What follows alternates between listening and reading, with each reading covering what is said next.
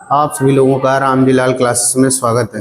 बच्चों, आज हम लोग एक नया चैप्टर ओपन करने जा रहे हैं जिसका नाम है डी तथा एफ ब्लॉक के तत्व। तो आज बच्चों हम लोग सीखेंगे डी एंड एफ ब्लॉक के तत्व। आज का टॉपिक काफ़ी महत्वपूर्ण टॉपिक है बच्चों, डी एंड एफ ब्लॉक के एलिमेंट।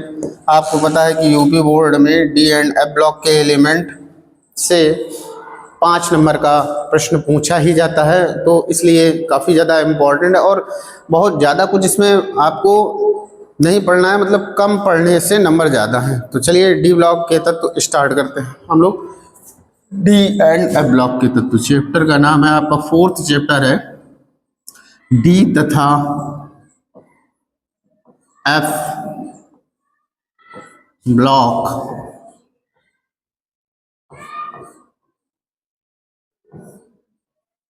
के तत्व। बच्चों है डी तथा एफ ब्लॉक के तत्व। आपका 4th चैप्टर है डी तथा एफ ब्लॉक के तत्व। बच्चों सबसे पहली चीज तो ये है कि डी ब्लॉक के तत्व होते क्या हैं, इन पर हम लोगों को चर्चा करनी है कि डी ब्लॉक के तत्व कहते किसको हैं। तो सबसे पहले चैप्टर का नाम है आपका डी तथा एफ ब्लॉक के तत्व। इसमें हम लोग सबसे पहले स्टडी करेंगे डी ब्लॉक के तत्वों पर, और जब डी ब्लॉक के तत्वों की स्टडी कंप्लीट हो जाएगी उसके बाद में हम लोग बात करेंगे एफ ब्लॉक के तत्वों पर। चलिए सबसे पहले स्टार्ट करते हैं डी ब्लॉक के तत्व। डी ब्लॉक के तत्व। बच्चों डी ब्लॉक के तत्व क्या होते हैं, इन पर चर्चा करते हैं। तो वे तत्व जिनका n-1 डी उपकोष, समझो जरा, वे तत्व जिनका n-1 डी उपकोष तथा ns उपकोष कैसा होता है, अपूर्ण होता है। ध्यान समझो, वे तत्व जिनका n-1 डी या n-1 डी तथा ns उपकोष अपूर्ण होता है क्या कहलाते हैं, डी ब्लॉक के तत्व कहलाते हैं। अथवा वे तत्व जिनका विभेदी इलेक्ट्रॉन, अगर लिखना चाहो तो आप यहां से डेफिनेशन भी लिख सकते हो बच्चों। क्या लिखोगे, वे तत्व जिनका विभेदी अथवा प्रवेशी अथवा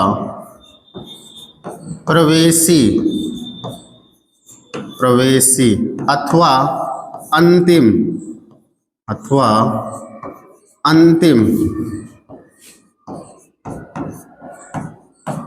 इलेक्ट्रॉन डी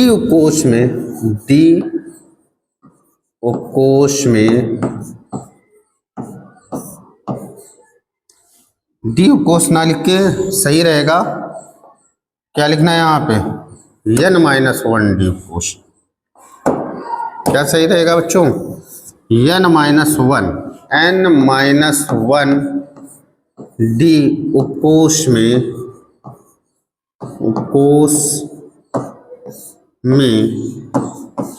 प्रवेश पाता है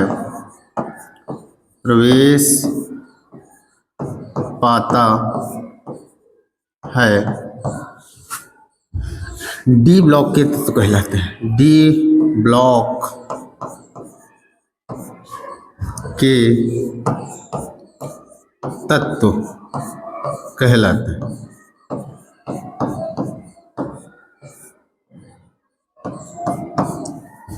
वे तत्व जिनका विभेदी अथवा प्रवेशी अथवा अंतिम इलेक्ट्रॉन n-1 डी उपकोष में प्रवेश पाता है डी ब्लॉक के तत्व कहलाते हैं। बच्चों बात करते हैं कि डी ब्लॉक के तत्वों को संक्रमण तत्व भी कह देते हैं, तो आखिरकार इनको संक्रमण तत्व क्यों कहते हैं, इस पे भी हमें बात करनी है कि इन्हें संक्रमण तत्व क्यों कहते हैं। तो बच्चों जरा आपने कभी पीरियोडिक टेबल देखी हो तो पीरियोडिक टेबल में आप लोगों ने देखा होगा कि डी ब्लॉक के जो एलिमेंट होते हैं, कौन से डी ब्लॉक के जो एलिमेंट होते हैं वो कहाँ पर स्थित होते हैं, वो एस ब्लॉक के एलिमेंट और पी ब्लॉक के एलिमेंट के बीच में स्थित होते हैं। जो डी ब्लॉक के एलिमेंट होते हैं वो कहाँ स्थित होते हैं, पीरियोडिक टेबल में आवर्त सारणी में आपने देखा होगा कि जो डी ब्लॉक के तत्व होते हैं वो एस ब्लॉक और पी ब्लॉक के बीच में स्थित होते हैं, इसीलिए इन्हें क्या कहा जाता है, संक्रमण तत्व कहा जाता है। तो लिख सकते हैं लिखना चाहो तो इसको लिख सकते हैं। क्या लिखेंगे बच्चों?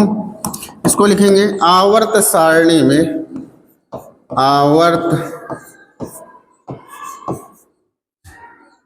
सारणी में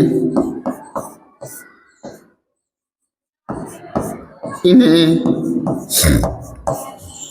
एस ब्लॉक तथा पी ब्लॉक के तत्वों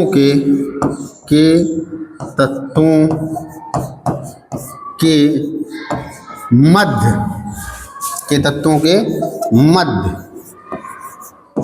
स्थान दिया गया है, स्थान दिया गया है। बच्चों ये मध्य में स्थान क्यों दिया गया है? देखो आवर्त सारणी जो बनी थी इसमें बहुत ज्यादा दिमाग लगाकर बनाई गई थी। इसमें कोई भी चीज ऐसे ही कहीं नहीं रख दी गई है, उसका रखने का एक सीक्वेंस है, एक लॉजिक है। किसी भी चीज को कहाँ रखा जाए, किसी भी एलिमेंट को कहाँ पर रखा जाए, इस चीज का एक बहुत बड़ा लॉजिक है, लॉजिक के आधार पर रखी गई है। तो आखिरकार इन्हें क्यों रखा गया एस ब्लॉक और पी ब्लॉक के मध्य? इन्हें एस ब्लॉक से पहले क्यों नहीं रखा गया, या एस ब्लॉक को बीच में क्यों नहीं रखा गया और पी ब्लॉक को बीच में क्यों नहीं रखा गया? तो इस सारी बातों का एक लॉजिक है। लॉजिक ये है कि जो डी ब्लॉक के एलिमेंट होते हैं इनकी प्रॉपर्टी क्या होता है, एस ब्लॉक के एलिमेंट और पी ब्लॉक के एलिमेंट दोनों से मिलती जुलती है। मतलब इनमें एस ब्लॉक की भी प्रॉपर्टी होती है और पी ब्लॉक की भी प्रॉपर्टी होती है, और एस ब्लॉक की प्रॉपर्टी पी ब्लॉक की प्रॉपर्टी से बिल्कुल डिफरेंट होती है। जरा ध्यान समझो, एस ब्लॉक के एलिमेंटों की जो प्रॉपर्टी होती है और पी ब्लॉक के जो एलिमेंट की प्रॉपर्टी होती है ये बिल्कुल अलग होती है, बिल्कुल जमीन आसमान का फर्क होता है। तो अगर उनके मध्य ट्रांजिशन मेटल यानी संक्रमण तत्व को रख दिया जाएगा तो क्या होगा?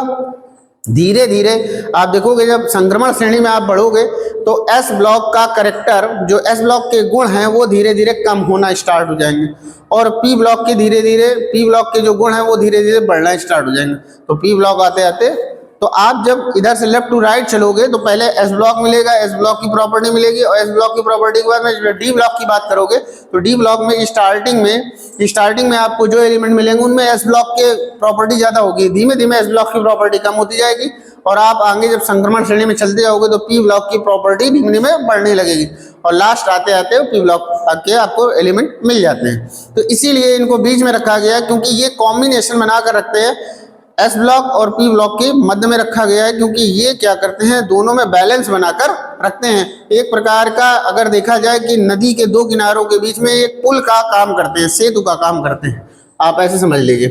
तो आवर्त सारणी में एस ब्लॉक तथा पी ब्लॉक के तत्वों के मध्य स्थान दिया गया है, इसीलिए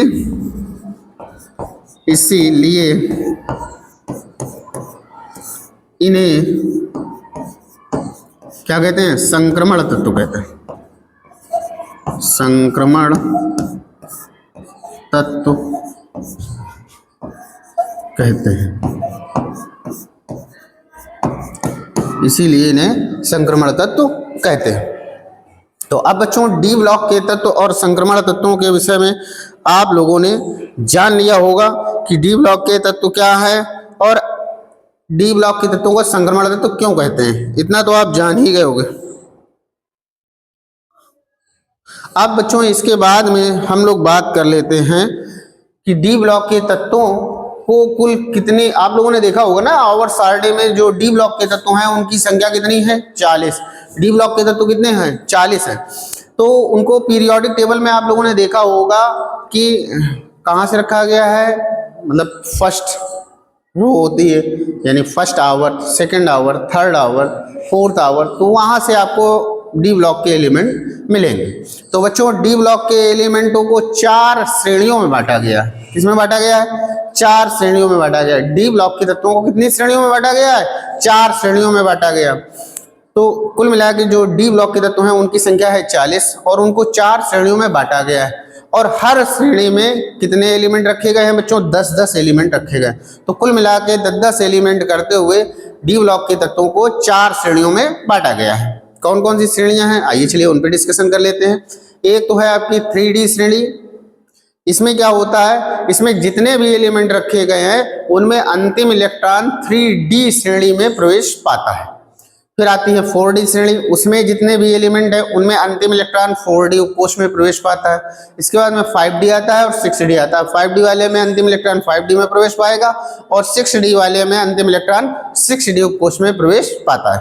तो आइए चलिए आगे हम लोग इसके आगे पढ़ते हैं। डी ब्लॉक के तत्वों को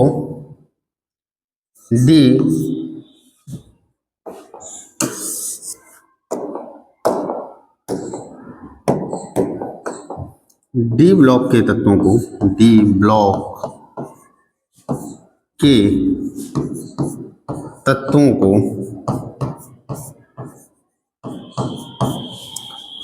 निम्न 4 श्रेणियों में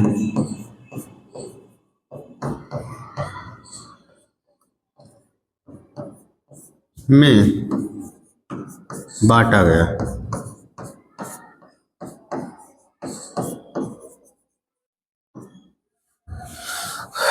किसमें किसमें? नंबर 1 आती है आपकी 3D श्रेणी। नंबर 1 कौन सी आती है? 3D श्रेणी। तो 3D श्रेणी में आप क्या लिखोगे? इस श्रेणी में कितने रखे गए हैं? ऐसा कर लेते हैं, इसको चार्ट वाइज बना लेते हैं, ज्यादा अच्छा रहे। 4 श्रेणियों में बांटा गया है।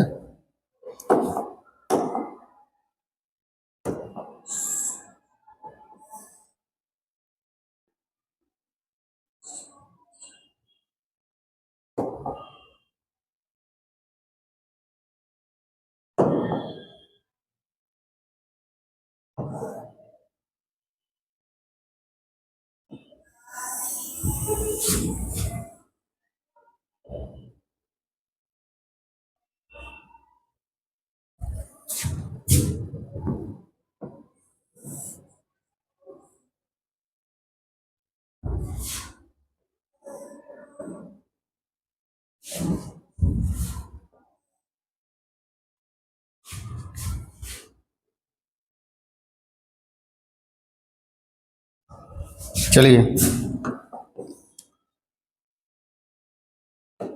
नंबर 1 आती है कौन सी श्रेणी है आपकी? नंबर 1 आती है 3D श्रेणी। नंबर 1 है 3D श्रेणी। बच्चों इस श्रेणी में आप देखोगे परमाणु क्रमांक कहाँ से? परमाणु क्रमांक 21 से लेकर 30 तक के एलिमेंटों को रखा गया। कहाँ से कहाँ तक? परमाणु क्रमांक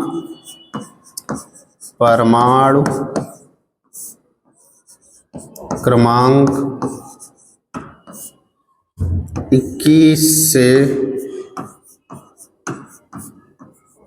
30 तक रखा गया। 21 से 30 तक रखा गया। इनका बच्चों सामान्य विन्यास कितना होता है? सामान्य इलेक्ट्रॉनिक विन्यास। सामान्य इलेक्ट्रॉनिक विन्यास इनका कितना होता है, इस पर हम लोग चर्चा करेंगे। तो बच्चों अगर इनकी हम बात करें तो इनका सामान्य विन्यास कितना कितना होगा? इनका सामान्य विन्यास होगा AR आर्गन, 3D 1-10 और 4S 1-2 होता है। इसमें परमाणु क्रमांक कहाँ से कहाँ तक रखे गए हैं?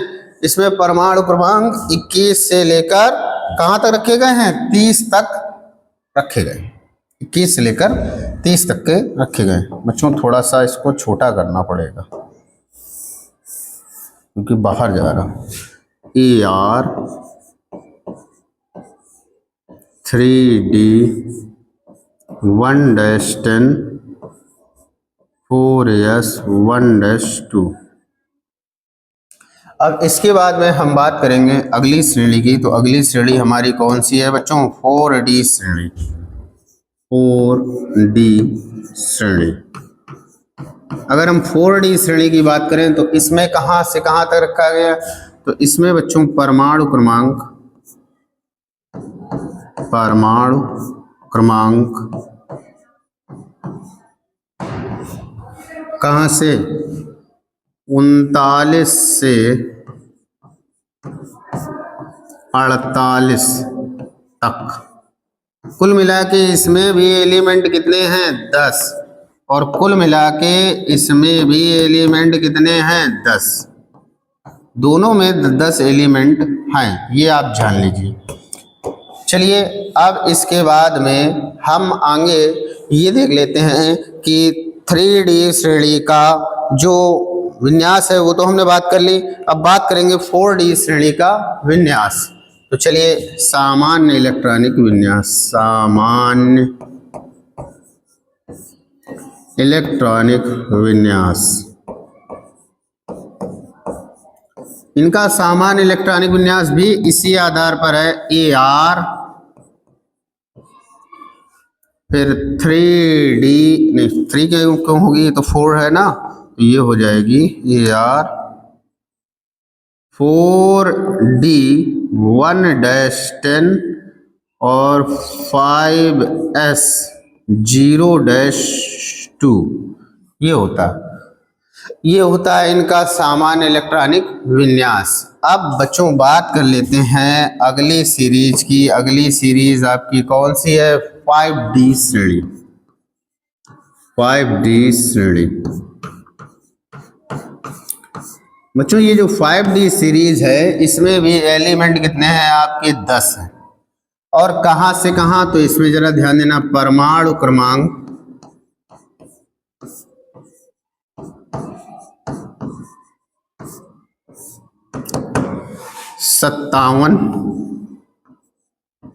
57 के बाद में 71 से कहां तक, 80 तक। परमाणु क्रमांक 57 और फिर कहां से 71 से 80 तक के एलिमेंटों को रखा गया। बच्चों 5D श्रेणी में याद रखना, एक है आपका 57 और 57 के बाद में 80 से 72 से, सॉरी कितने से 71 से, 71 नहीं होगा, 72 से 80 तक होगा। 72 से 80 तक रखा गया है। जोड़ लो, 72, 73, 74, 75, 76, हाँ ठीक, 72 से रखा गया, 71 नहीं है बच्चों। क्या है, 72 है। चलो इसको साफ कर देते हैं। 72 से 80 तक रखा गया। इनका सामान्य विन्यास क्या होता है, सामान्य इलेक्ट्रॉनिक विन्यास। तो इनका सामान्य इलेक्ट्रॉनिक विन्यास क्या होगा बच्चों, इनका सामान्य इलेक्ट्रॉनिक विन्यास होता है 5D 1-10। AR लिखना भूल गए, पहले AR लिखो। नहीं, इसमें AR कहाँ से आ जाएगा, इसमें भी AR नहीं आएगा। 39, 36 के AR आएगा। ओहो, यहाँ मिस्टेक हो गई, यहाँ पर KR करो। क्या करोगे, यहाँ पर KR क्रप्टान रहेगा।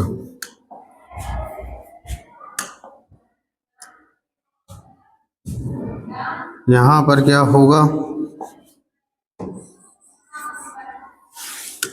यहाँ पर रेडॉन रहेगा, R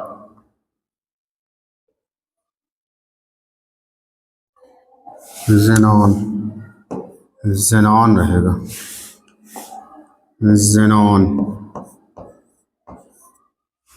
ज़ेनॉन रहेगा।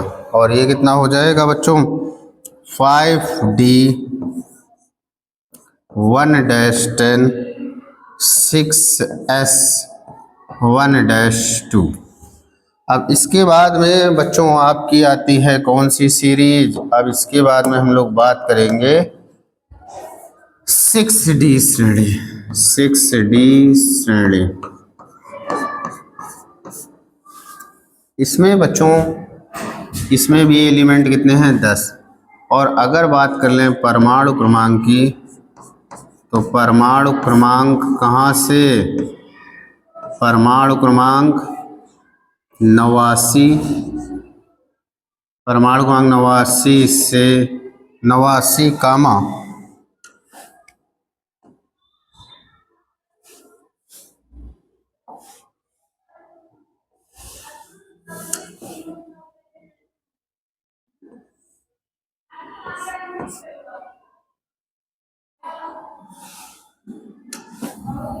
89 कामा 104 से 112 तक। कहाँ से कहाँ तक, परमाणु क्रमांक 89 से, कहाँ से, परमाणु क्रमांक 89 से फिर 104 से 112 तक के एलिमेंटों को इसमें रखा गया है। इनका सामान्य विन्यास, तो इसमें आ गया आर्गन, इसमें क्रिप्टॉन, इसमें ज़ेनॉन, इसमें रेडॉन आ जाएगा। तो इसका विन्यास हो जाएगा बच्चों सामान्य, इधर लिख दे रहे हैं, सामान्य इलेक्ट्रॉनिक विन्यास। इनका सामान्य इलेक्ट्रॉनिक विन्यास देख लीजिए बच्चों क्या होता है। रेडॉन 6D1-10 7S1-2 होता है। तो बच्चों ये थी जानकारी डी ब्लॉक के तत्वों की। डी ब्लॉक के तत्वों को कुल कितनी श्रेणियों में बांटा गया है बच्चों, तो डी ब्लॉक के तत्वों को कुल मिला के 4 श्रेणियों में बांटा गया। पहली श्रेणी कौन सी है, इसको थोड़ा छोटा कर दिया जाए क्या, हाँ, तो डी ब्लॉक के तत्वों को निम्न 4 श्रेणियों में बांटा गया है। कौन कौन सी श्रेणी, 3D श्रेणी, 4D श्रेणी, 5D श्रेणी एंड 6D श्रेणी। 3D में परमाणु क्रमांक 21 से लेकर 30 तक के तत्वों को रखा गया है। क्यों रखा गया, क्योंकि इनका अंतिम इलेक्ट्रॉन 3D उपकोष में प्रवेश पाता है। इनका सामान्य इलेक्ट्रॉनिक विन्यास AR 3D1-10 और 4S2 होता है। 4D सीरीज की बात करें तो इसमें परमाणु क्रमांक 39 से लेकर 48 तक के तत्वों को रखा गया है। इनका सामान्य इलेक्ट्रॉनिक विन्यास KR 4D1-10 और 5S0-2 होता है। 5D सीरीज की बात कर लें, 5D सीरीज में क्या आता है, 5D सीरीज में परमाणु क्रमांक 57 और 57 के बाद में कहाँ से बच्चों 57 और परमाणु क्रमांक 72 से 80 तक के तत्वों को रखा गया है। इनका सामान्य विन्यास कितना होता है, XE5D1-10 6S1-2 होता है। अब बात कर लेते हैं 6D सीरीज की। इसमें टोटल एलिमेंटों का नंबर कितना है, इसमें टोटल एलिमेंट कितने हैं 10। कहाँ से, परमाणु क्रमांक 89 के बाद में 104 से 112 तक का। इनका सामान्य विन्यास होता है RN6D1-10 एंड 0-2 होता है, सॉरी ये 0-2 होता है। क्या होता है, 0-2 होता है। तो ये था संक्रमण तत्व किसे कहते हैं और संक्रमण तत्वों को कुल कितनी श्रेणियों में बांटा गया है, इस पर हम लोगों ने जानकारी की। बच्चों अब हम लोग बात करने जा रहे हैं संक्रमण तत्वों के गुणों के विषय में, संक्रमण तत्वों के गुणों के विषय में। तो चलिए स्टार्ट करते हैं संक्रमण तत्वों के सामान्य गुण।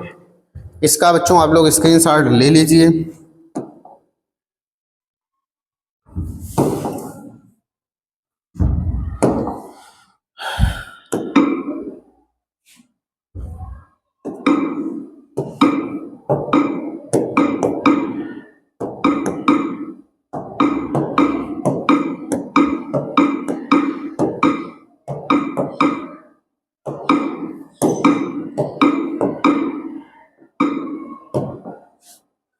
हाँ बच्चों इसका स्क्रीनशॉट आप लोग ले लीजिए अच्छे से और अच्छे से तैयार कीजिए इसको, ठीक है।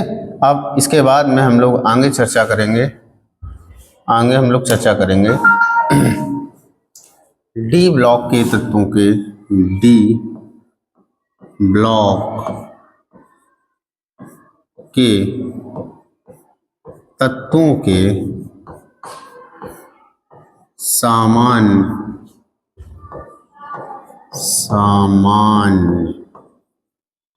गुण, इन पर हम लोग चर्चा करेंगे। डी ब्लॉक के तत्वों के सामान्य गुण। बच्चों आप लोगों ने डी ब्लॉक के तत्व पढ़ लिए। डी ब्लॉक के तत्व क्या होते हैं, संक्रमण तत्व इन्हें क्यों कहते हैं, ये भी आप लोगों ने सीखा। इसके बाद में डी ब्लॉक के तत्वों को आवर्त सारणी में कहाँ पर रखा गया है, इस पर भी हम लोगों ने चर्चा की।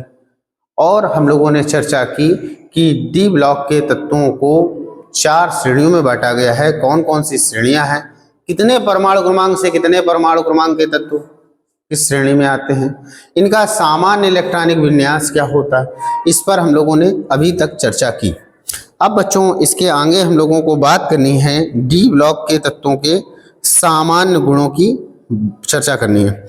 तो जैसे हम चर्चा करते हैं तो चर्चा में स्टार्ट करते हैं डी ब्लॉक के तत्वों के भौतिक गुण। तो आपको पता है कि डी ब्लॉक के तत्वों में सभी की सभी धातुएं हैं। संक्रमण तत्वों में अगर बात करें कि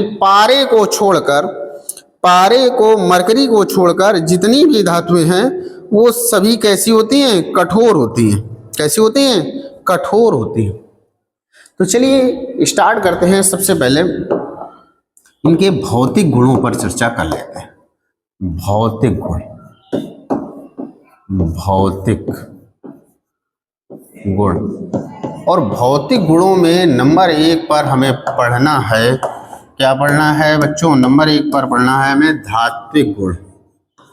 धात्विक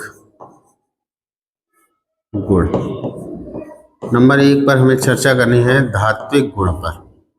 किस पर चर्चा करनी है बच्चों, धात्विक गुण पर। किस पर चर्चा करनी है, धात्विक गुण पर।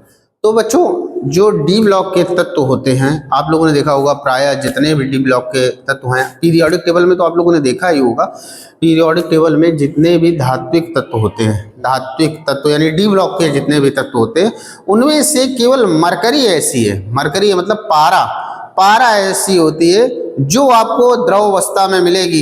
इसके अलावा जितनी भी धातुएं हैं सभी धातुएं किसमें होती हैं, ठोस अवस्था में होती हैं। ये याद रखना। डी ब्लॉक की बात कर रहे हैं तो डी ब्लॉक के तत्वों में लिखेंगे डी ब्लॉक के तत्वों में मरकरी यानी Hg पारा को छोड़कर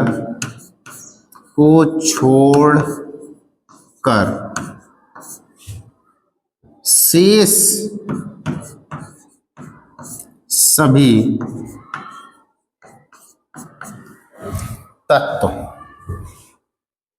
सभी तत्व कठोर होते हैं, कठोर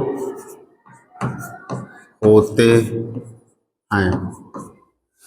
अच्छा, मरकरी कैसा होता है, मरकरी द्रव अवस्था में होता है, बाकी सभी कैसे होते हैं, ठोस एवं कठोर। से सभी तत्व ठोस एवं कठोर होते हैं, ज्यादा अच्छा रहेगा, यहाँ पे लिख दें ठोस एवं कठोर होते हैं। ठोस एवं कठोर होते हैं, कठोर होते हैं। किसको छोड़कर बच्चों, इसको छोड़कर, मरकरी को छोड़कर। किसको छोड़कर, मरकरी को छोड़कर। अच्छा, ये ठोस एवं कठोर क्यों होते हैं, इसका रीजन भी होगा। इसका रीजन बिल्कुल जी हाँ, इसका रीजन क्या है, इसका रीजन ये है, क्या रीजन है, क्योंकि इसमें क्या होता है, क्योंकि अब लिखेंगे चलो, क्योंकि इनके अणुओं के मध्य प्रबल धात्विक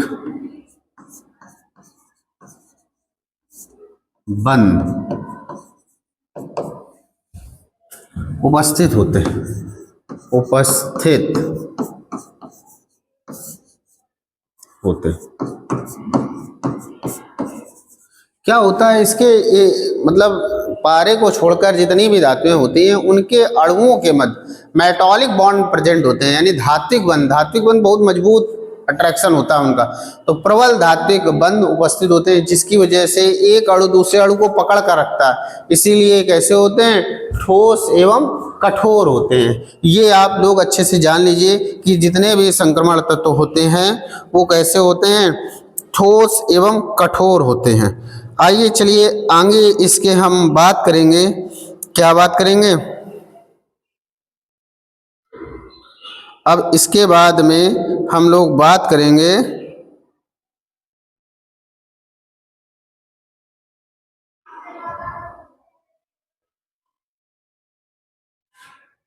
हाँ, तो बच्चों अब हम इसके आगे बात कर लेते हैं डी ब्लॉक के तत्वों के गलनांक एवं क्वथनांक पर। तो चलिए अब अगली हम लोग हेडिंग पढ़ेंगे गलनांक एवं क्वथनांक। गलनांक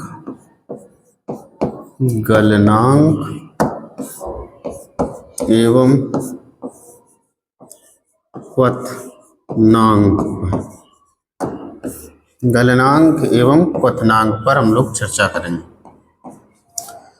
तो बच्चों आप लोग जान लीजिए अच्छे से, जो डी ब्लॉक के एलिमेंट होते हैं, डी ब्लॉक के जो एलिमेंट होते हैं इनके गलनांक और क्वथनांक एस ब्लॉक के एलिमेंट से कैसे होते हैं, ज्यादा। ये याद रखना, जो डी ब्लॉक के तत्व होते हैं, डी ब्लॉक के तत्वों के गलनांक व क्वथनांक डी ब्लॉक के तत्वों के गलनांक व क्वथनांक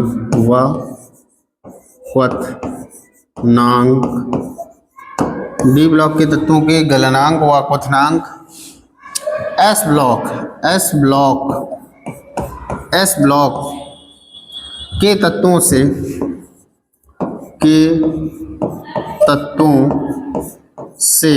कैसे होते हैं बच्चों, उच्च होते हैं।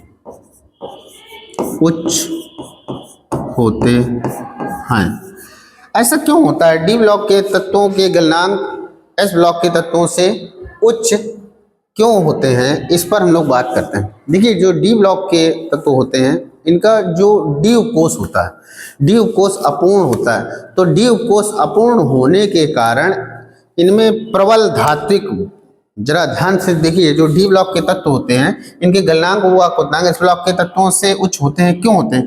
क्योंकि डी ब्लॉक के तत्वों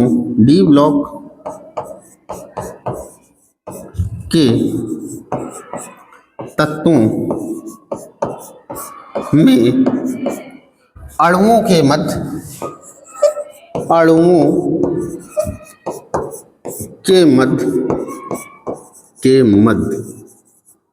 प्रबल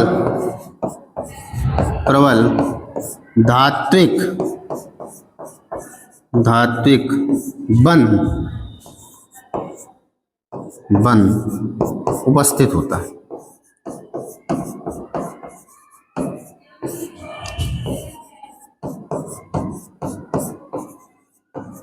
इसमें क्या होता है, प्रबल धात्विक बंध उपस्थित होता है, मतलब प्रबल धात्विक बंध से ये आपस में कैसे होते हैं, बंधे रहते हैं। तो प्रबल धात्विक बंध से बंधे होने के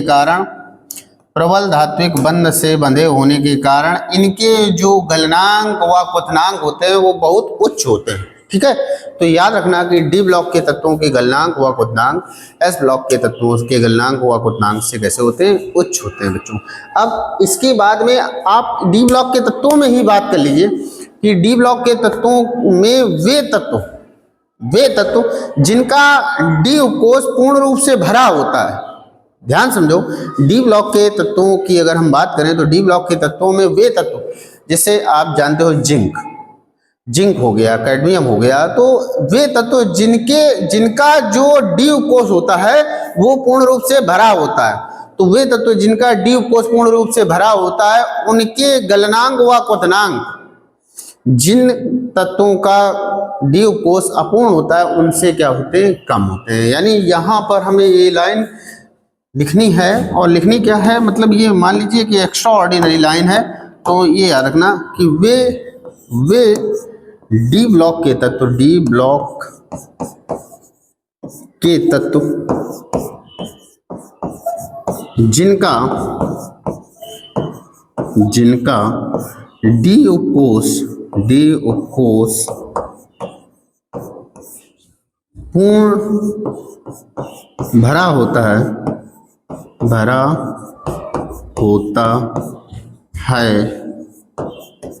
के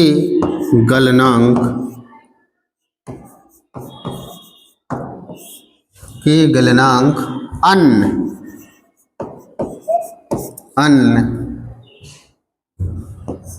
अन्य डी ब्लॉक के तत्वों, अन्य डी ब्लॉक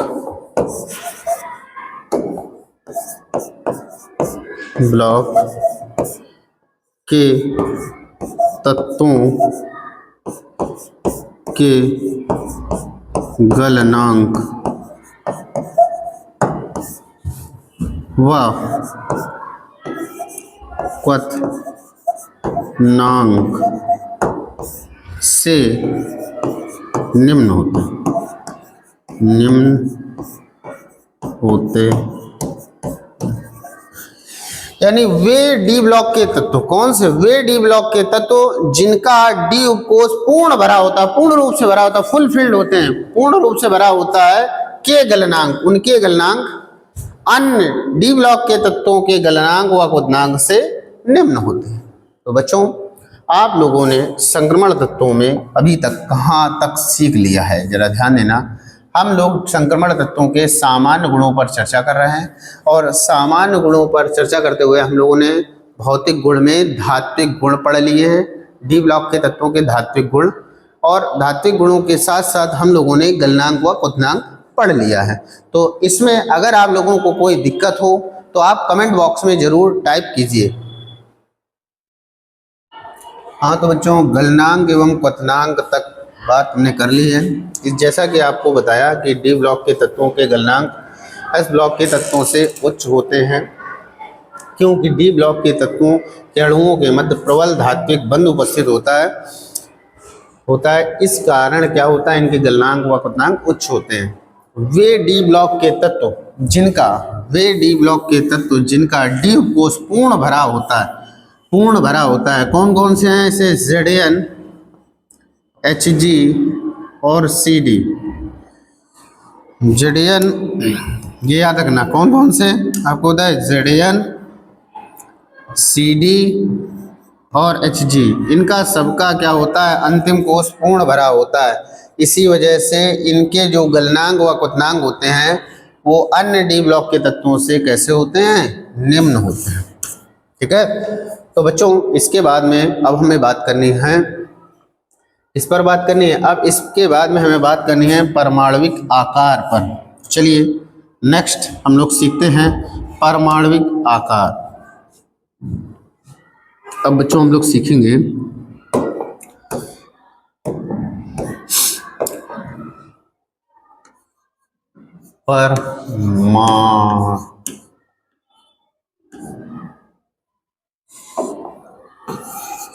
परमाणविक या आयनिक, या मान लो इसको परमाणु त्रिज्या भी बोल सकते हैं, परमाणु त्रिज्या।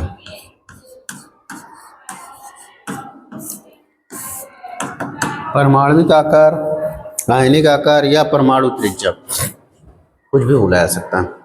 तो बच्चों, होता क्या है कि जब डी ब्लॉक एलिमेंट की बात करते हैं तो डी ब्लॉक एलिमेंट की जो परमाणु त्रिज्या होती है वह एस ब्लॉक के एलिमेंटों से कम होती है, किंतु पी ब्लॉक के एलिमेंट से ज़्यादा होती है। ये याद रखना कि जो पी आपके डी ब्लॉक के एलिमेंट हैं, इनकी जो परमाणु त्रिज्या का मान है वो एस ब्लॉक के तत्वों की तुलना में कम है, लेकिन पी ब्लॉक के तत्वों की तुलना में ज़्यादा।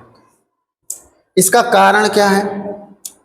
तो इसका कारण है बच्चों, एस ब्लॉक के तत्वों की तुलना में कम है, और पी ब्लॉक के तत्वों की तुलना में इनका आकार क्या होता है, बड़ा होता है। बच्चों इसका कारण ये है कि होता एक चीज़ और है कि संक्रमण श्रेणी में आपको हमने 4 श्रेणियां पढ़ाई ना संक्रमण श्रेणियों की, 3D श्रेणी, 4D श्रेणी, 5D श्रेणी एंड 6D श्रेणी। किसी भी श्रेणी में अगर आप बाएं से दाएं जाते हो, कोई भी श्रेणी हो, यदि आप लेफ्ट टू राइट जाते हो तो लेफ्ट टू राइट जाने पर आप देखोगे कि पहले जब आप स्टार्टिंग में लेफ्ट टू राइट चल रहे होगे तो परमाणु त्रिज्या का मान एकदम से क्या होगा, घटेगा घटेगा घटेगा घटेगा।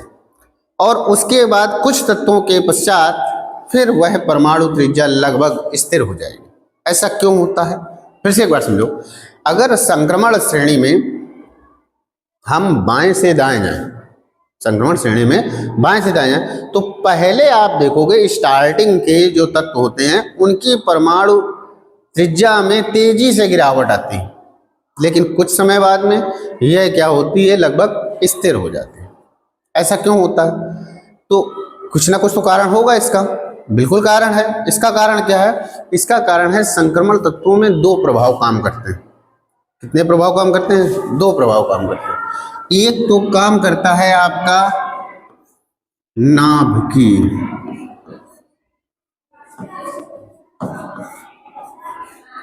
आकर्षण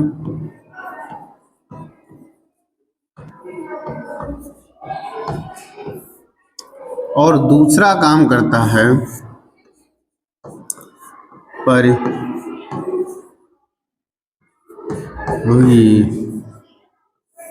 प्रभाव या परिरक्षणीय प्रभाव। बच्चों 2 प्रभाव काम करते हैं, जिसके कारण आप देखोगे कि स्टार्टिंग में परमाणु त्रिज्या में एकदम से गिरावट आएगी और फिर उसके बाद में परमाणु त्रिज्या स्थिर हो जाती है। तो अब ये नाभिकीय आकर्षण क्या है और परिरक्षणीय प्रभाव क्या है, आओ इसको समझते हैं। तो बच्चों जरा ध्यान देना, जैसे ये कोई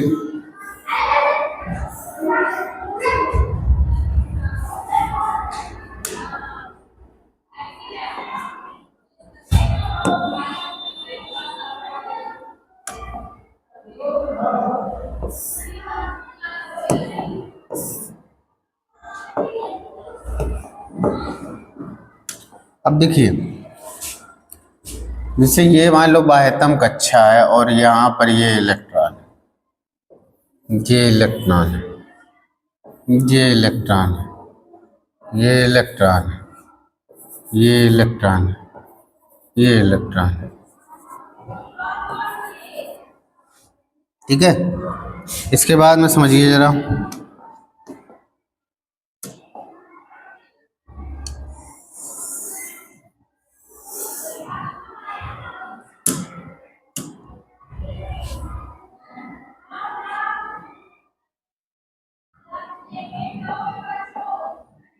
कैसे देखिए,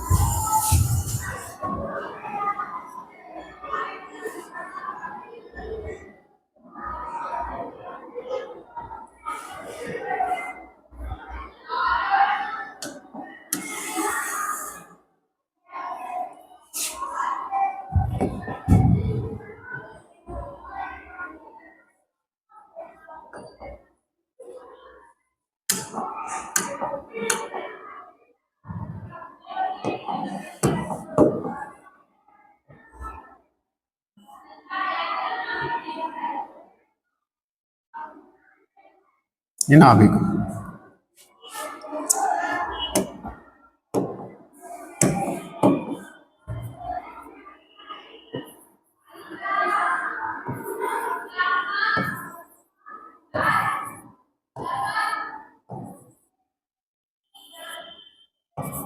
आइए चलिए समझते हैं। अब दोनों प्रभाव को एक साथ हम समझेंगे। देखिए ये कह रहा था हमें पहले समझना है कौन सा प्रभाव, पहले हमें समझना है नाभिकीय आकर्षण। तो बच्चों किसी भी संक्रमण श्रेणी में जब हम बाएं से दाएं जाते हैं, जैसे मान लो 3D श्रेणी की बात कर लेते हैं, किसकी बात कर लेते हैं, 3D श्रेणी की अगर हम बात कर लेते हैं, 3D सीरीज में पहले आपको मिलेगा कौन सा मिलता है, स्कैंडियम, टाइटेनियम, वैनेडियम, क्रोमियम,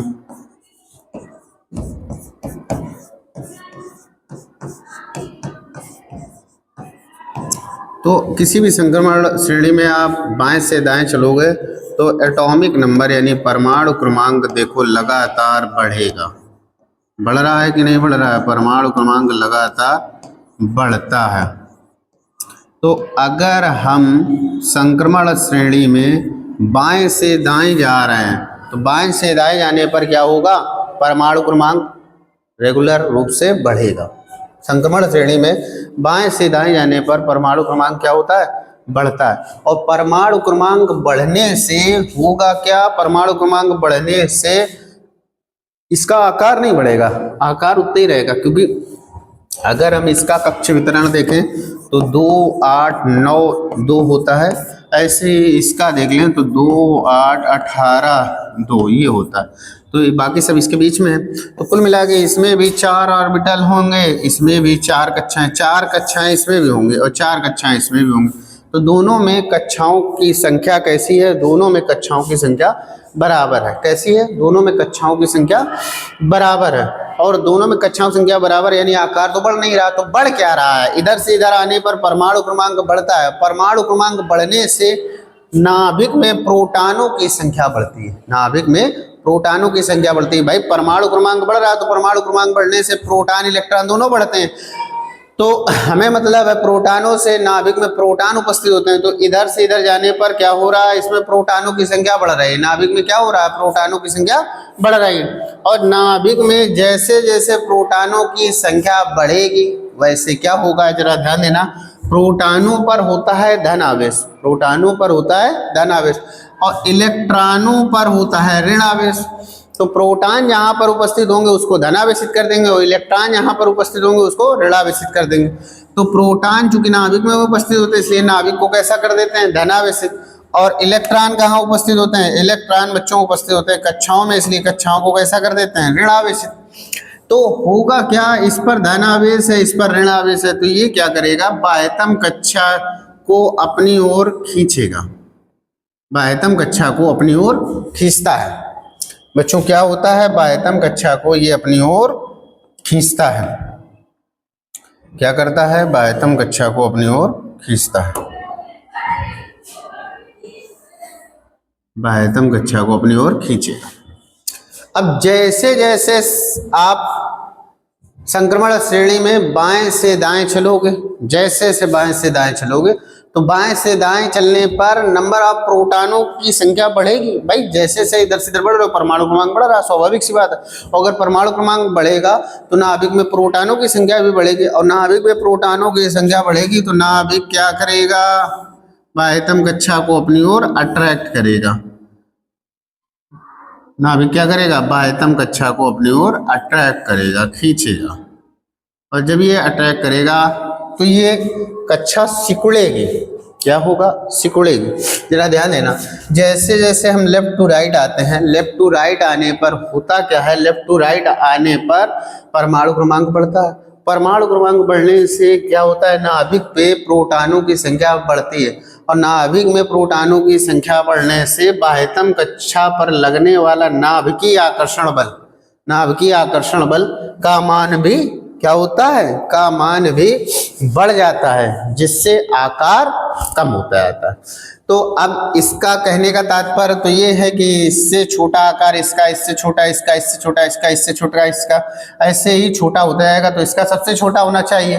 परंतु ऐसा नहीं होता है बच्चों। होता क्या है कि प्रथम 5 एलिमेंट तक, कितने तक, प्रथम 5 एलिमेंट तक, यहाँ तक प्रथम 5 एलिमेंट तक हर एक संक्रमण श्रेणी की बात कर रहे हैं, हर एक संक्रमण श्रेणी में स्टार्टिंग से 5 एलिमेंट तक जो आकार है वो घटता है।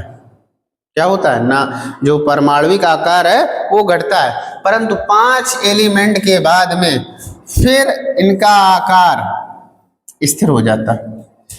इसका कारण ये है नाभिकीय आकर्षण। तो आपको समझ में आ गया होगा कि प्रोटॉनों की संख्या बढ़ रही है तो बाह्यतम कक्षा पर लगने वाला आकर्षण बल का मान बढ़ता है, जिसको हम लोग क्या कहते हैं, नाभिकीय आकर्षण बल बढ़ रहा है, जिससे आकार घट रहा है। लेकिन जो बात है कि 5 के बाद में ये रुक क्यों जाता है, 5 के बाद में स्थिर क्यों हो जाता है, उसका रीजन ये है कि जैसे हम स्कैंडियम की बात करें तो स्कैंडियम की अंतिम कक्षा डी में 1 इलेक्ट्रॉन होता है, इसमें डी में 2 इलेक्ट्रॉन, इसमें डी में 3 इलेक्ट्रॉन, इसमें डी में 5 इलेक्ट्रॉन। तो होता क्या है कि लगातार डी कोष में इलेक्ट्रॉनों की संख्या भी बढ़ती है। भाई जैसे जैसे हम लेफ्ट टू राइट जाते हैं तो परमाणु क्रमांक बढ़ता है, और परमाणु क्रमांक बढ़ने के साथ साथ डी कोष में इलेक्ट्रॉनों की संख्या बढ़ती है, और डी कोष में इलेक्ट्रॉनों की संख्या बढ़ने से क्या होता है, लगने वाला परिरक्षणी प्रभाव भी बढ़ता है। परिरक्षणी प्रभाव क्या है, जरा ध्यान देना। देखो नाभिक क्या कर रहा है, बाह्यतम कक्षा को अपनी ओर खींच रहा है। नाभिक क्या कर रहा है, बाह्यतम कक्षा को अपनी ओर खींच रहा है। नाभिक क्या करेगा, बाह्यतम कक्षा को अपनी ओर खींचेगा। बाह्यतम कक्षा में क्या उपस्थित है, इलेक्ट्रॉन, और उससे पहले वाली कक्षा में भी क्या उपस्थित है, इलेक्ट्रॉन। तो भाई इसमें भी निगेटिव चार्ज है, इसमें भी निगेटिव चार्ज है, तो क्या निगेटिव चार्ज को अपने पास आने देगा, बिल्कुल नहीं आने देगा, वो तो प्रतिकर्षित करेगा, रिपल करेगा। तो ये इससे इसको दूर भगाता है, क्या करता है, रिपल करता है, दूर भगाता है। ये इसी को हम लोग कहते हैं परिरक्षणीय प्रभाव। भाई ये कक्षा में जो इलेक्ट्रॉन है ये क्या करेंगे, आगे वाली कक्षा को प्रतिकर्षित करेंगे। क्या करेंगे, प्रतिकर्षित करेंगे इसको, और इसी को हम लोग कहते हैं क्या, इसी को हम लोग कहते हैं, क्या कहते हैं बच्चों, इसी को हम कहते हैं परिरक्षणीय प्रभाव। तो होता क्या है कि स्टार्टिंग में तो डी में इलेक्ट्रॉन नहीं होते हैं, डी में होते हैं लेकिन बहुत कम होते हैं, और जब तक डी में इलेक्ट्रॉनों का नंबर बढ़ेगा नहीं तब तक ये सही से काम करेगा नहीं, क्योंकि डी जो होता है दूसरी कक्षा के काफ़ी सन्निकट होता है। तो डी में जैसे जैसे इलेक्ट्रॉनों का नंबर बढ़ता है, बढ़ने पर क्या होता है, इस कक्षा के इलेक्ट्रॉन इस कक्षा को बाहर भगाते हैं। तो होता क्या है, स्टार्टिंग में ये वाला प्रभाव, इसको खींचने वाला प्रभाव हावी होता है, और परिरक्षणीय प्रभाव कमजोर होता है। तो परिरक्षणीय प्रभाव जब कमजोर होता है तो ये कक्षा सिकुड़ जाती है, आकार घट जाता है। लेकिन आगे चलते चलते फिर होता क्या है कि जैसे डी में 5 इलेक्ट्रॉन हो जाते हैं, डी में इलेक्ट्रॉनों का नंबर बढ़ जाता है, तब फिर इसके लगने वाले नाभिकीय आकर्षण को ये वाला प्रभाव, परिरक्षणीय प्रभाव निरस्त कर देता है, कैंसिल कर देता है। जितने मतलब आकर्षण से ये इसको खींचेगा उतने ही प्रतिकर्षण से ये इसको बाहर फेंकेगा, तो एक दूसरे को कैंसिल आउट कर देते हैं, जिसके कारण इनकी त्रिज्या जो होती है वो कैसी होती है, स्थिर हो जाती है। तो याद रखना कि परमाणु, अब बच्चों याद रखना, क्या याद रखोगे, परमाणु त्रिज्या जो होती है वो किसी भी संक्रमण श्रेणी में लेफ्ट टू राइट जाने पर पहले कुछ तत्वों तक निरंतर घटती जाती है और फिर उसके बाद में स्थिर हो जाती है। जिसका कारण क्या है, उसका कारण 2 प्रभाव हैं, एक तो नाभिकीय आकर्षण और दूसरा परिरक्षणीय प्रभाव। परिरक्षणीय प्रभाव भी क्या होता है वो भी बता दिया आपको, और नाभिकीय आकर्षण क्या होता है इस पर भी चर्चा हम लोगों ने कर ली। अब बच्चों हम बात करेंगे इसके आगे नेक्स्ट हेडिंग पर। नेक्स्ट हेडिंग हम लोगों को पढ़नी है, आइए चलिए पढ़ते हैं, आयनन ऊर्जा। आयनन ऊर्जा, डी ब्लॉक के एलिमेंटों की आयनन ऊर्जा। बच्चों जो आयनन ऊर्जा होती है ये आकार पर डिपेंड करती है। किस पर डिपेंड करती है, आकार पर डिपेंड करती है। आकार के इनवर्सली प्रोपोर्शनल होती है। मतलब आकार अगर छोटा होगा आयनन ऊर्जा ज्यादा होगी, आकार यदि बड़ा होगा आयनन ऊर्जा कम होगी। इसका कारण क्या है भाई? आकार जितना बड़ा होगा, जैसा अभी आपको बताया था, एक बार फिर से देख लीजिए। जैसे ये न्यूक्लियस हो गया,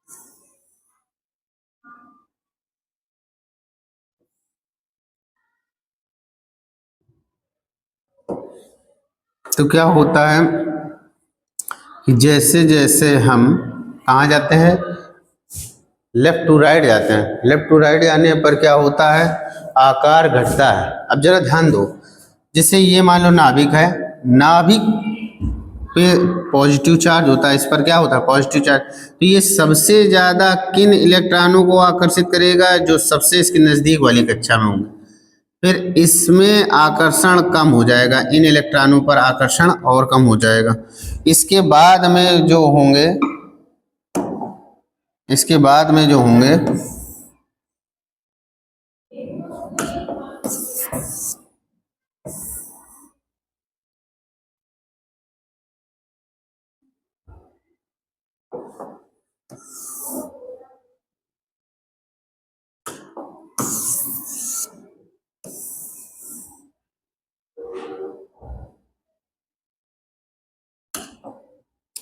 तो देखो, सबसे ज्यादा बच्चों आकर्षण किस पर होगा?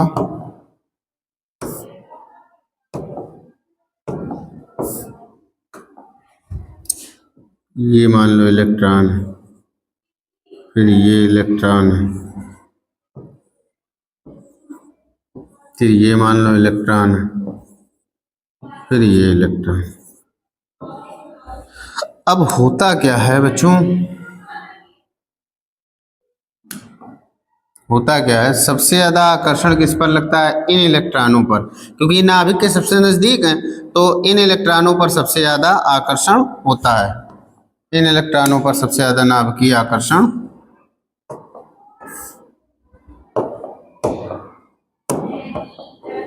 इन इलेक्ट्रॉनों पर सबसे ज्यादा आकर्षण होता है। उससे कम इस पे, उससे कम इस पर, और उससे कम इस पर। क्यों?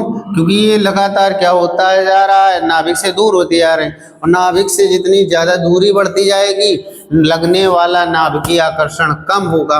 अब इस, जरा ध्यान से देखना, इस इलेक्ट्रॉन को निकालने के लिए हम जितनी भी ऊर्जा लगाते हैं उसी को आयनन ऊर्जा कहते हैं। तो बच्चों, इस पर लगने वाला नाभिकीय आकर्षण इन पर लगने वाले आकर्षण की तुलना में कम होगा, तो इसको निकालने के लिए हमें कम एनर्जी लगानी पड़ेगी। अगर मान लीजिए ये इलेक्ट्रॉन निकल जाए, फिर इस इलेक्ट्रॉन को निकालने के लिए इससे ज्यादा एनर्जी की आवश्यकता होगी, यानी आयनन ऊर्जा बढ़ जाएगी। तो कहने का मतलब ये है कि अगर बाह्यतम कक्षा नाभिक के जितना नजदीक होगी, इलेक्ट्रॉन को निकालने के लिए हमें उतनी ही एनर्जी लगानी पड़ेगी। उतनी एनर्जी लगाएंगे तो आयनन ऊर्जा का मान क्या होगा, बढ़ जाएगा।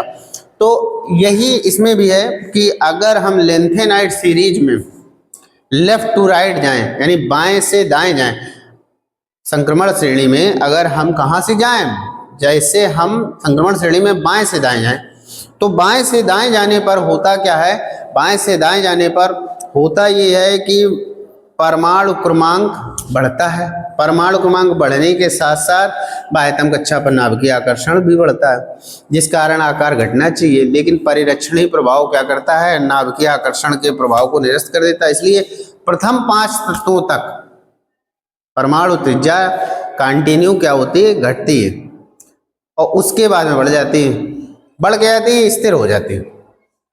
तो ऐसे आयनन ऊर्जा की बात की जाए कि आयनन ऊर्जा क्या होगी, आयनन ऊर्जा स्टार्टिंग में तो बहुत ज़्यादा होगी। भाई बाएं से दाएं जाओगे तो आकार घटेगा, और आकार जब घटता है तो आयनन ऊर्जा का मान बढ़ता है, लेकिन उसके बाद में स्थिर हो जाता है। फिर भी आप समझ लीजिए कि आयनन ऊर्जा का मान, संक्रमण तत्वों की आयनन ऊर्जा का मान किसी भी श्रेणी में बाएं से दाएं जाने पर पहले तेजी से बढ़ता है और फिर इसके बाद में स्थिर हो जाता है। तो आयनन ऊर्जा में इतना याद रखना, आयनन ऊर्जा में क्या बताया कि परमाणु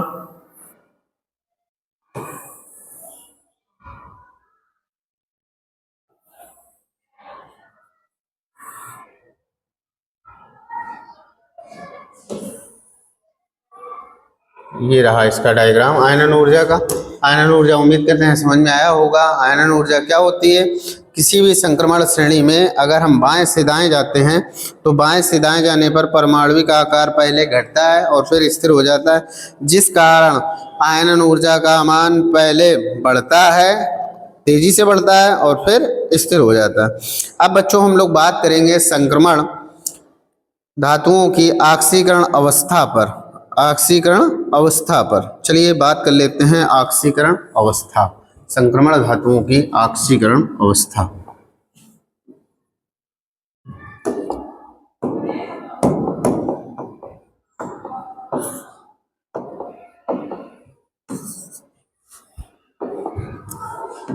ऑक्सीकरण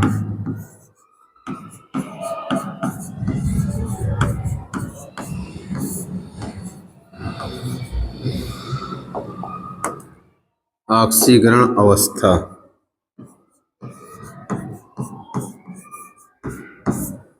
ऑक्सीकरण अवस्था बच्चों, जो संक्रमण धातुएं होती हैं हमारी, संक्रमण धातुएं, उनका जो विभेदी इलेक्ट्रॉन है वो n-1d उपकोष तथा ns उपकोष में प्रवेश पाता है। लिखेंगे संक्रमण धातुओं में, संक्रमण धातुओं, थोड़ा बड़ा लिखें,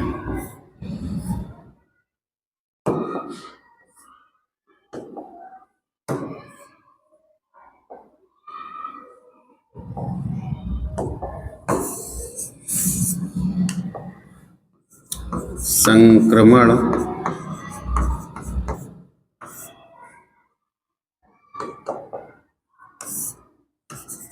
धातुओं में विभेदी इलेक्ट्रॉन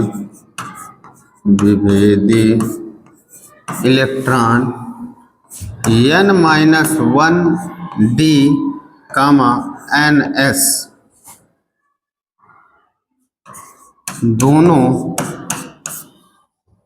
उपकोषों में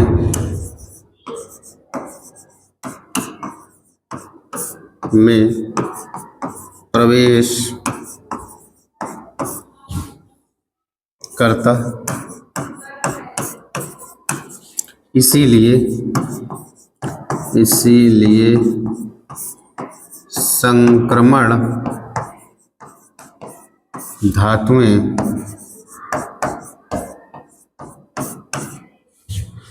परिवर्ती संयोजकता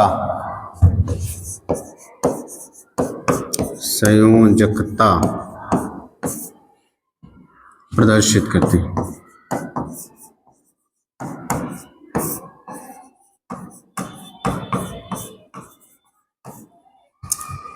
बच्चों होता क्या है, संक्रमण धातुओं में जो विभेदी इलेक्ट्रॉन है, विभेदी इलेक्ट्रॉन मतलब अंतिम इलेक्ट्रॉन, अंतिम इलेक्ट्रॉन वो किस में प्रवेश करता है, वो प्रवेश करता है n-1d तथा ns उपकोष दोनों में प्रवेश करता है।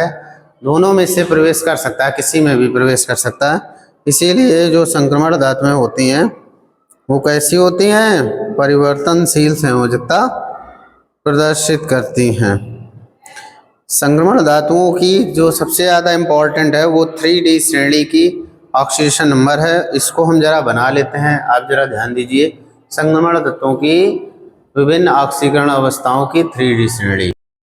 हाँ तो बच्चों 3D संक्रमण श्रेणी में रखे हुए एलिमेंटों की ऑक्सीडेशन स्टेट आपके सामने प्रदर्शित है। बच्चों देख लीजिए, इसमें क्या है कि जो कोष्टक वाले हैं बच्चों, ये जो कोष्टक में हमने लिखी हैं ये ऑक्सीडेशन स्टेट अनस्टेबल है। अनस्टेबल का मतलब ये स्टेट आपको केवल और केवल तब दिखेंगी जब ये एलिमेंट रिएक्शन कर रहा होगा, और जो बिना कोष्टक के हैं वो भी वो स्टेबल तो है बट उन स्टेट में कंपाउंड आपको फॉर्म में नहीं मिलेगा। लेकिन जो येलो कलर से मैंने ऑक्सीडेशन स्टेट लिखी है, तो येलो कलर वाली ऑक्सीडेशन स्टेट जो होगी वो बच्चों आपको उस स्टेट में कंपाउंड स्टेबल मिलेगा। तो याद रख लेना, इनकी जो येलो कलर से ऑक्सीडेशन स्टेट है, कंपाउंड हमेशा, ये मतलब एलिमेंट की टेंडेंसी होती है, ये एलिमेंट हमेशा इसी ऑक्सीडेशन स्टेट पर स्टेबल होते हैं। जरा ध्यान देना, जो कोष्टक में लिखी है, जो कोष्टक में, ये केवल और केवल तब ऑक्सीडेशन स्टेट होगी जब ये एलिमेंट रिएक्शन कर रहा होगा। जब एलिमेंट रिएक्शन कर रहा होगा, रिएक्शन करते समय या रिएक्शन के बीच में इंटरमीडिएट स्टेट में ये ऑक्सीडेशन स्टेट आपको देखने को मिलेगी। बट जो येलो कलर से लिखी है, ये इसकी मतलब स्टेबल ऑक्सीडेशन, कंपाउंड कोई भी लेंगे तो उस कंपाउंड में ये जनरली हमें इसी ऑक्सीडेशन स्टेट में मिलता है। तो इसमें ये हो गया, वैनेडियम में आप देखोगे +5 स्टेबल होती है, क्रोमियम में +3 +6, मैग्नीज में +2 +7, ये स्टेबल ऑक्सीडेशन स्टेट है। Fe की +2 +3 दोनों ऑक्सीडेशन स्टेट स्टेबल है। कोबाल्ट की +2 +3, निकल की +2 और कॉपर की +2 और Zn की +2, ये स्टेबल ऑक्सीडेशन स्टेट है। तो बच्चों ये थी विभिन्न ऑक्सीकरण 3D श्रेणी के तत्वों की विभिन्न ऑक्सीकरण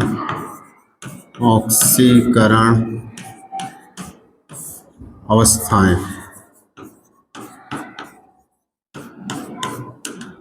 इनको बच्चों आप लोग नोट कर लीजिए और इसका स्क्रीनशॉट ले लीजिए। मिलते हैं